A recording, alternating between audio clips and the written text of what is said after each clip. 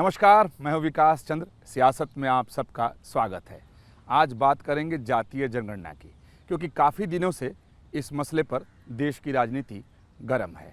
और अभी राष्ट्रीय स्वयंसेवक संघ की केरल के पालाकाड में एक बैठक हुई। 3 दिनों तक वो बैठक चली और 2 तारीख को ख़त्म हुई। उसके बाद एक बयान राष्ट्रीय स्वयंसेवक संघ की तरफ से जातीय जनगणना को लेकर आया, जिसके बाद से राजनीति का तापमान और भी बढ़ गया है और तमाम पार्टियां अपने अपने हिसाब से उस बयान का अर्थ निकालकर बीजेपी और आरएसएस को कटघरे में खड़ा कर रही हैं। और सीधे तौर पर आरोप लग रहा है आरएसएस और बीजेपी के ऊपर कि ये लोग जातीय जनगणना के खिलाफ हैं, ये लोग आरक्षण ख़त्म कर देना चाहते हैं। तो यहाँ जानने और समझने की कोशिश करेंगे कि जातीय जनगणना को लेकर आरएसएस और बीजेपी की क्या नीति है, बीजेपी क्या सोच रहा है और उसकी क्या मजबूरी और रणनीति है, और आरएसएस का इस पर विचार क्या है।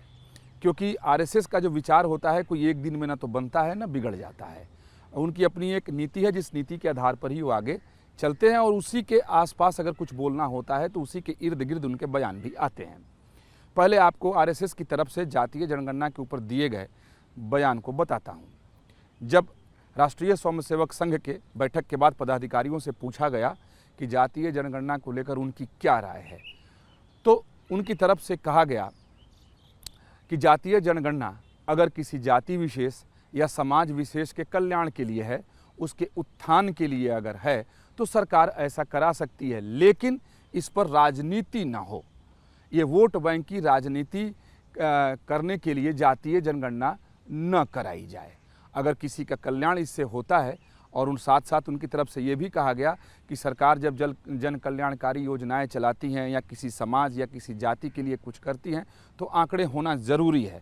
अगर सरकार समझती है कि उनके पास वो आंकड़े हों और आने चाहिए ताकि उस समाज का, उस जाति का कल्याण हो सके, तो ऐसा वो करा सकती हैं, लेकिन ये निश्चित करना होगा कि इसके ऊपर राजनीति न हो और वोट बैंक की पॉलिटिक्स ना हो। तो अब यहाँ सोचें कि जातीय अगर जनगणना की बात अगर होगी तो भला राजनीति कैसे नहीं होगी, और राजनीति के लिए ही जातीय जनगणना की बात कही जा रही है।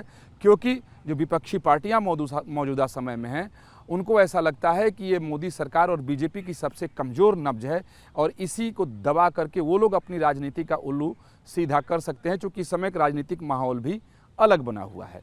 तो अब राष्ट्रीय स्वयंसेवक संघ यानी आरएसएस शुरू से इस पर क्या सोचता है, उनकी नीति क्या है, पहले उस पर बात कर लेते हैं। अगर राष्ट्रीय स्वयंसेवक संघ की बात की जाए तो राष्ट्रीय स्वयंसेवक संघ हिंदू समाज में जाति को स्वीकार नहीं करता है।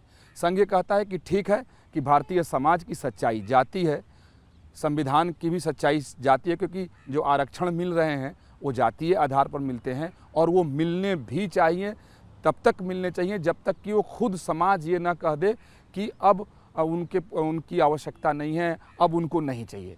अगर जब तक वो समाज नहीं कहता है तब तक आरक्षण मिलना चाहिए। ये राष्ट्रीय स्वयंसेवक संघ की तरफ से आधिकारिक तौर पर कहा जाता है। और ये सत्य है कि राष्ट्रीय स्वयंसेवक संघ यानी आरएसएस में किसी की जाति नहीं पूछी जाती है और वहाँ वो लोग शुद्ध रूप से सिर्फ हिंदू और हिंदुत्व की बात करते हैं और उसी को लेकर आगे बढ़ते हैं। और आप सब जानते होंगे कि राष्ट्रीय स्वयंसेवक संघ इसी हिंदुत्व और हिंदुस्तान यानी भारतवर्ष के अपने एजेंडे को लेकर ही चलता है। तो जो जितना मैं समझ पाया हूँ और जानने की कोशिश करता हूँ कि क्या सही मायने में किसी भी तरह से संगठन के अंदर यानी आरएसएस अपने अंदर कोई जाति व्यवस्था को स्वीकार करता है क्या जाति के आधार पर संघ में कोई पद मिलता है क्या, या जाति के आधार पर कोई काम उनके यहाँ बांटा जाता है क्या। तो जितनी जानकारी मेरे पास है वो मैं बता दूं कि संघ में ऐसी कोई व्यवस्था नहीं है कि जाति के आधार पर कोई वो किसी को काम दें या कोई अपने संगठन में पद दें। उनके यहाँ सिर्फ वरिष्ठ और कनिष्ठ यानी सीनियर और जूनियर ही माना जाता है और कोई भी व्यक्ति स्वयंसेवक हो जाता है। और इसीलिए वो नाम के पीछे के सरनेम को नहीं लगाते, सिर्फ जी लगाकर संबोधित करते हैं। यानी संघ की अगर बात करें तो वो लोग कभी भी हिंदू समाज के अंदर जाति व्यवस्था को स्वीकार करने को तैयार नहीं होते हैं और वो सिर्फ कहते हैं कि हिंदू समाज सब एक है। उनका ये मानना है कि अगर जातीय जनगणना होती है और वो आंकड़े सामने आते हैं तो इससे हमारा हिंदू समाज जो है वो कमज़ोर पड़ेगा, टूटेगा, उसमें बिखराव आएगा। जो हमारा हिंदुत्व का अपना एजेंडा है और जिस हिंदुस्तान की वो बात करते हैं और जिस हिंदू की बात करते हैं उससे वो कमज़ोर होगा। इसलिए वो लोग कभी हिंदू के अलावा किसी दूसरे शब्द का प्रयोग नहीं करते हैं। संघ का साफ कहना है और उनकी नीति भी है कि राष्ट्रीय स्वयंसेवक संघ इसीलिए बना है कि वो बृहद हिंदू समाज को संगठित कर सके, एक साथ जोड़ सके। जो जातीय ताना बाना भारतीय समाज का है, जो जातीय भेदभाव है, ऊंच नीच का भेदभाव है, छुआछूत का भेदभाव है, वो ख़त्म हो जाए। सभी हिंदू समान हैं और सभी हिंदू बराबर हैं और कोई भी व्यक्ति हिंदू समाज का किसी भी धार्मिक पद पर जा सकता है। इसलिए आपको जानकारी होगी कि राष्ट्रीय स्वयंसेवक संघ पुजारी और कर्मकांडी लोगों को हर समाज से यानी सभी जातीय समाज से बनाने के लिए अलग से कार्य भी करता है। तो ये राष्ट्रीय स्वयंसेवक संघ का अपना काम है कि वो लोग जाति व्यवस्था स्वीकार नहीं करते हैं।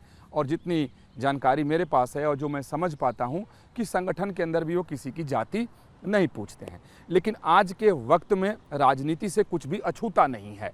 और इस समय अगर देश की राजनीति की बात करें, इस समय क्या, जब से आज़ाद हुआ है तब से लेकर जातीय और धार्मिक समीकरण के आसपास ही भारतीय राजनीति घूमती है। तो एक ये दबाव राष्ट्रीय स्वयंसेवक संघ के ऊपर भी है, क्योंकि इसको वो लोग स्वीकार नहीं कर सकते, क्योंकि वो हिंदू समाज की बात करते हैं, हिंदुत्व की बात करते हैं। उनका साफ कहना है कि राष्ट्रीय स्वयंसेवक संघ का वजूद ही इसलिए है और वजूद में ही इसलिए आया है कि वो हिंदू समाज को संगठित कर सके और हिंदू समाज के अंदर के भेदभाव को ख़त्म कर सके। तो इसलिए कभी वो स्वीकार नहीं कर सकते कि जातीय जनगणना हो, और जातीय जनगणना को राजनीतिक परिस्थिति देखते हुए अस्वीकार नहीं कर सकते, क्योंकि उससे सीधा नुकसान जो बीजेपी है उसको हो जाएगा। क्योंकि सीधे तौर पर जो विरोधी पार्टियां हैं उनका आरोप होगा कि देखिए जो बीजेपी है वो आरएसएस के इशारे पर चलती है और आरएसएस इसके खिलाफ है। तो बीजेपी को उसका राजनीतिक नुकसान न हो जाए, क्योंकि इस समय जो परिस्थिति राजनीतिक परिस्थिति है उसमें बीजेपी काफ़ी फूंक फूंक कर कदम उठा रही है, क्योंकि इस समय जातीय जो राजनीति है वो काफ़ी हावी और मजबूत दिखाई दे रहा है, खासतौर पर आरक्षण को लेकर, संविधान को लेकर, पिछड़े वर्ग की राजनीति को लेकर। इसलिए बीजेपी काफ़ी इस पर न सिर्फ संभल कर चल रही है बल्कि फूंक फूंक कर कदम उठा रही है और डरी हुई भी है, और बीजेपी की राजनीति भी उसी हिसाब से अब चल रही है। तो संघ के आगे परिस्थिति बिल्कुल प्रतिकूल सी है कि न तो वो समर्थन में आ सकते न वो विरोध में आ सकते। तो शायद यही वजह है कि संघ की तरफ से ये बयान दिया गया कि अगर किसी हिंदू समाज के जाति के कल्याण के लिए जातीय जनगणना जरूरी अगर सरकार समझती है कि आंकड़े उसके पास आएँ ताकि उस जाति के कल्याण के लिए वो कुछ काम कर सकें, तो वो लोग करा सकते हैं। लेकिन इस पर राजनीति नहीं होनी चाहिए, इस पर जो वोट के लिए इसका इस्तेमाल नहीं होना चाहिए, तो जो कि एक मुश्किल बात है और काम है। और मुझे नहीं लगता कि अगर ऐसी जनगणना हो तो उस पर राजनीति नहीं होगी, जैसा मैंने पहले ही कहा। इसलिए संघ ने न तो समर्थन में बयान दिया और न विरोध में बयान दिया। और अगर समर्थन उसकी अगर मान लें कि नहीं, संघ तो कह रहा है कि संघ जरूरी हो तो करा लें, तो उसके साथ उन्होंने कई सारे तमाम चीज़ों को जोड़ दिया एक शर्त के तरह कि भाई आप पहले इस बात को सुनिश्चित करें कि आप इस पर राजनीति नहीं करेंगे, आप इस आंकड़े को लेकर के सार्वजनिक करके आप वोट बैंक की राजनीति नहीं करेंगे। क्योंकि संघ को इस बात का डर है, जो मैं समझ पाया हूँ, कि अगर जातीय जनगणना होता है तो अगर वो आंकड़े जब सार्वजनिक होंगे तो उससे हिंदू समाज पर बुरा प्रभाव पड़ेगा और सभी लोग अपनी अपनी पहचान को लेकर अलग अलग दौड़ते नजर आएंगे, और संघ जो इतने वर्षों से काम करता आया है, लगभग 100 वर्षों से, उस पर पानी फिर जाएगा। इसलिए संघ नहीं चाहता है कि इस तरीके से कोई भी काम हो जिसका हिंदू समाज के ऊपर गलत असर जाए। इसीलिए अगर इस जो बयान संघ की तरफ से आया उसका अगर आप अर्थ निकालें तो उसका एक अर्थ ये निकलता है कि ठीक है, अगर आपको कल्याण के लिए, विकास के लिए अगर आंकड़े चाहिए तो आप जातीय जनगणना करा लीजिए, लेकिन उसको सार्वजनिक न करिए। इसीलिए उनकी तरफ से कहा गया कि इस पर राजनीति न हो, वोट के लिए इसका इस्तेमाल न हो। इसका अर्थ यह है कि वो सार्वजनिक न हो, सरकार गोपनीय तरीके से अपना करा ले और गोपनीय ढंग से रखे, आंकड़े ले ले और जाति का कल्याण वो कर दे। तो इसलिए संघ ने बीच का रास्ता अख्तियार किया और कहा कि ज़रूरत के हिसाब से आप कराइए, लेकिन उसे सार्वजनिक मत करिए, उस पर राजनीति न करिए। अब बात करते हैं कि बीजेपी की क्या स्थिति है। तो जो स्थिति संघ की है लगभग वही स्थिति यहाँ बीजेपी की नज़र आती है। आप देखते होंगे कि बीजेपी का जो कोर एजेंडा है, मुख्य मुद्दा है, जिसको लेकर के बीजेपी मैदान में उतर कर, जब से बीजेपी है तब से आज तक की अगर बात कर ली जाए तो हिंदुत्व को वो सबसे आगे रखते हैं। हिंदुत्व के एजेंडे को वो सर्वोपरि मानते हैं और उसी हिसाब से अपनी रणनीति तैयार करते हैं, उसी हिसाब की वो राजनीति करते हैं, उसी तरीके से संगठन बनाकर अपने कार्यकर्ताओं और नेताओं को भी मैदान में उतारते हैं। तो बीजेपी के लिए अत्यंत ही मुश्किल है कि वह जातीय जनगणना को स्वीकार करे, क्योंकि बीजेपी भी मानती है कि अगर जातीय मामला सामने आ गया और वो हावी हो जाएगा तो फिर जो उनका हिंदुत्व का मुद्दा है, हिंदुत्व का एजेंडा है, इतने वर्षों से वो प्रयास करके उसको कुछ हद तक संगठित करने में सफल हुए हैं, यानी हिंदुत्व और हिंदू के नाम पे अलग अलग जातियों को जोड़ने में जो उनको कामयाबी कुछ हद तक मिली है, वो फिर बिखर जाएगा, उस पर पानी फिर जाएगा। आज तक उन्होंने जो मेहनत किया वो सब बेकार हो जाएगा। इसलिए बीजेपी के नेता इस पर चुप हैं। बीजेपी की तरफ से कोई आधिकारिक बयान इस पर नहीं आया है। हाँ, उनकी तरफ से ज़रूर ये कहा जाता है, अगर सवाल उनसे पूछ दिया जाए, मेरे जैसा कोई पत्रकार अगर सवाल पूछ दे तो वो कहते हैं कि जरूरी इसके बीजेपी इसके विरोध में नहीं है। उनका जो आधिकारिक बयान होता है जातीय जनगणना को लेकर, तो बीजेपी की तरफ से कहा जाता है कि वो लोग इसके विरोध में नहीं हैं। अगर आगे सवाल पूछ दिया जाए क्या बीजेपी जातीय जनगणना कराएगी, क्योंकि केंद्र में उसकी सरकार है, तो उस पर उनकी तरफ से या तो टाल दिया जाता है या ये कहा जाता है कि वक्त के हिसाब से अगर उसकी आवश्यकता होगी तब देखा जाएगा। उसके पीछे सिर्फ मकसद एक ही है, और उनका जो डर है और जिस वजह से वो इस चीज़ पर खुलकर नहीं बोलते हैं, वो जो मैंने पहले आपको बताया कि हिंदुत्व का एजेंडा और मुद्दा।